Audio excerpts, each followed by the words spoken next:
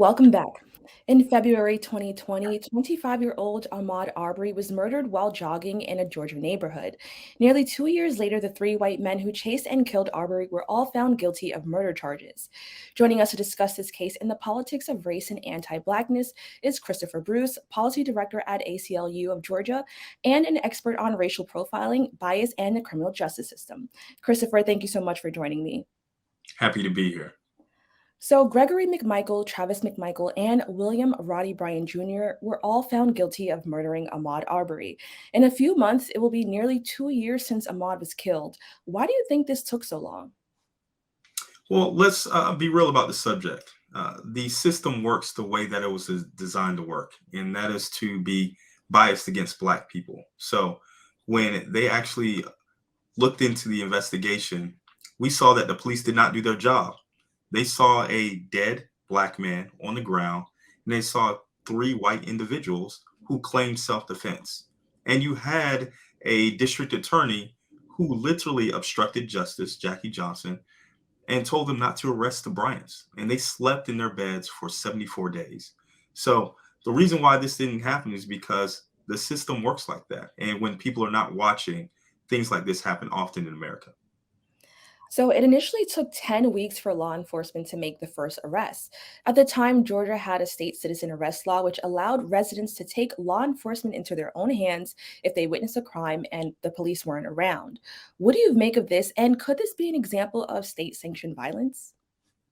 Oh, absolutely. And if we know anything about the history of the United States, the police departments weren't made originally. It was slave patrols used to harass people under the same guise of citizens arrest. The history of citizens arrest, even in the state of Georgia, harken back to civil rights days. So using this type of defense today goes along with what's been done before of terrorizing Black communities.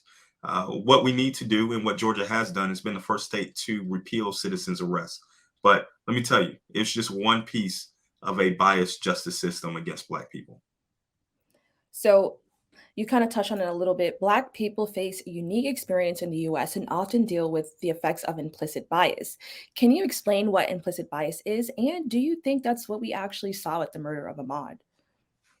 It's different for different people, but basically, implicit bias is when you initially, through the systematic assimilation of our country, are looking towards people in a certain way. It affects us in so many ways, including who is beautiful, what type of foods to eat, what makes you feel good or what's not, what's definitely accepted in society. And there's an implicit bias towards Black men. If I did not have on this jacket and this tie, and I just had on a hoodie and something else, I would still be an attorney. I still graduated from law school, but you wouldn't see that. You would see me as a thug or a hoodlum because that's what the media and that's what the system has put forth. What we're doing right now is making sure that we have to break down these barriers between each other so that we can all be accepted and treated as Americans instead of being hunted down like we're terrorists or somebody who's actually harming the community. Now, I really like to know, is it still implicit bias if these subconscious thoughts are followed up with harmful and racist actions? It is. Implicit bias is just the beginning towards an end. So if you already have these thoughts of this person is less than a human, let me treat them as less than a human. That is a problem within our society altogether.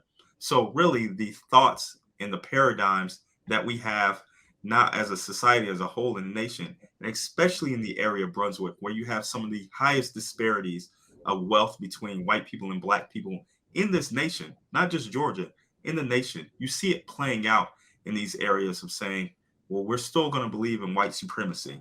And I believe that's what you saw in this trial. So, when the news reported the guilty verdict, many people were relieved. However, I think that relief speaks to something larger. Many feared that these three men would actually get away with this. Are we right to have this fear? And what has history shown us in regards to white aggressors and Black victims? Ahmaud Arbery was murdered on February 23rd of 2020. Trayvon Martin was murdered on February 26th of 2013. The reason why I know that is because I was just interning in law school and was sent to Sanford, Florida to really look into the Trayvon Martin murder itself. So within those 7 years, we have not changed. And in some ways, we've become worse of seeing the embodiment of Black men lying on the street, or literally murdered by the hands of someone else. These type of problems happen all across the country. The thing about it is, everyone does not have a video, so we haven't seen justice really happen at this point. And I want to look a little bit further into this case. The defense team for the murderers of the trial argued self defense, as we both know, and attacked Ahmaud's character while doing so. The defendants also dehumanized Arbery, referencing his long, dirty toenails. Can you address what America was actually seeing in that moment of the trial? We're looking at something that the district attorney actually did a very good job in prosecuting the case. The district attorney did not mention race not one time throughout the entire trial, except in their closing arguments, while the defense continuously brought up race. And the prosecutor did a great job of this because they knew that there was implicit bias within this county or culture. The reason why the district attorney stayed away from it is because of the implicit bias of the area, of saying this didn't happen really more towards this is a human being. Let's forget about being black or white. Let's start talking about what is humane and what is not. And it doesn't matter who was jogging down the street. It matters on who this person was. And Ahmaud Arbery was a young black man who was not bothering anyone. And the reference to the dirty toenails was by the defense to really bring up the racial issue within it of trying to dehumanize him. So the back and forth play, you see it playing out. Luckily, the prosecution won. So there's no doubt the defense lawyer was hoping to connect to the jury. The jury was nearly all white with one black juror, and this seems to happen often in these types of trials. We just saw it with the Kyle Rittenhouse trial. Do you think this is intentional? Oh, absolutely. Again, the system is set up to benefit or not benefit Black people altogether. So it's to keep the status quo. And if you are going to keep the status quo, you have to keep up the systems within themselves. So you don't really need to change anything. We need to look further into our communities about how jurors are selected, signing up for voting roles and everything else are ways that certain counties look into it. So if you have not looked into it, if you've never been called for actually jury duty, you need to be looking at your county and saying, why not? Like, I should step up and speak towards the standards of justice in my community. And I guess just so we're clear, do you feel the race of the jurors matter? Oh, absolutely.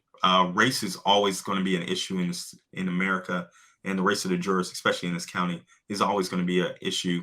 I think, and you see this within the charges for the jury. Travis McMichael got the most amount of charges of guilty verdicts. Then Greg McMichael, and then Mr. Bryant. So the jury was very deliberate when it came to the culpability of the case, of saying there are some people who pulled the trigger who would definitely get more time, while others who did not, but definitely co-conspirated in crime, are still guilty, but do not have the same level of culpability. So the jury was very deliberate within this. So, as I mentioned previously, many were relieved to see the family of Arbery get justice. However, according to CNN, attorney for William Roddy Bryan Jr. says he plans to appeal. I think this is super important. Can you just tell us what that actually means? Well, an appeal is basically trying to gauge the judge's decision or the jury's decision altogether about if this person's guilty or not. And they'll be looking at certain objections in the case of saying, why are we appealing this? One of the objections is, why do you have black pastors in the courtroom? Did this bias the jury altogether? And when it comes down to it, you have a constitutional right to look into trials and for fairness of a trial. So it was disgusting for them to even bring that up. For the appeal, he may be doing this because he's getting paid by other white supremacist groups who defended racists before. So he may have his own bias towards it, of really looking into money. Let's not forget, too, come February of 2022, all of them will be on hate crimes charges by the federal government as well. So that's even more time. And that will be a trial basically focused on race. Okay. Now, prior to Ahmaud's death, Georgia was one of four states without a hate crimes law. I was really shocked to hear that. Can you tell me your thoughts on that? It's Georgia. Okay. And I hate to say it like that. I've lived here for so many years. I was there with the governor when he signed the hate crimes bill, especially including other issues such as LGBTQ. There's a lot of hate in this country in places. So we were grouped in with Alabama, Mississippi. The only time you want to be grouped in with that group is in football. You do not want to be grouped when it comes into civil rights or anything else. Georgia still lacks a civil rights um, omnibus bill to protect our rights as well. So this is just one of the many things, again, to look into the system of injustice within the state and within the nation. And I also just want to add that they kind of got rid of the citizen's arrest law due to this death. So, although it's taken some time, at least something came out of this. I want to know, looking back at this case, if it weren't for activists and social media, do you think Arbery's family would have seen justice at all for their son? Not at all. What it really comes down to, again, he was murdered on February 23rd of 2020. And if it takes 74 days to arrest a murderer, then we have been woefully silent. We've really not even given the credence of the system that it should be. If it was not for that video being released and the absolute outcry, you may have had gotten another situation where white supremacists were relieved of their duty and probably praised within their community of killing a black man. That's happened before in the 1920s, and now we're in 2020. Christopher, thank you so much for joining me. Lastly, could you just tell everyone where they can stay up to date with you and just learn more and educate themselves on racial injustice in America? Sure, you can find me on Instagram and Twitter at Attorney C. Bruce. And also make sure that you do follow and continue this fight. Justice is not done yet. Justice is when this never happens again to another family or anything else. So, yes, putting someone who harmed someone in prison is one thing, making sure that this does not happen again is another. Let's seek for the latter. All right, thank you so much. We'll be right back with more Open BXRX Tuesday.